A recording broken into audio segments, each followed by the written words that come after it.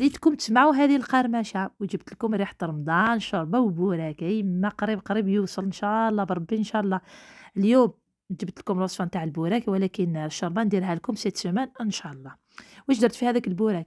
درت البطاطا غليتها ومن بعد جلي كرازي هكا ومن بعد زدت لها لا فيون داشي مع البصل اللي قليتهم المعدنوس الجبن جبن مبشور وملح فلفل كحل. تقدروا تزيدوا الزيتون تقدروا ديروا باغ اكزومبل الطون مع البيض والبطاطا تقدروا ديروا البولي يعني ندير لكم كاع لي فارس ان شاء الله الايام الجايه.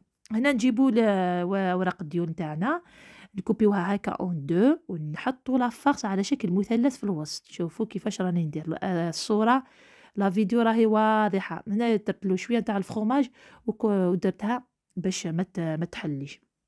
ولا درت هذا الشكل ثاني اللي نديروه دابيتود على شكل طولي فوالا ونروحو نقليوهم. القليه نتاع البوراك لي زامي لازم يكون الزيت سخون ومن بعد نقصوا النار تكون متوسطه باش يطيب قد قد هكا بيان دوغي ويجي مكرمش مع هذه الشربه وشويه تاع القارص. ما تنسوش القارص. ان شاء الله عجبتكم الوصفه. عيشيتكم في الجنه.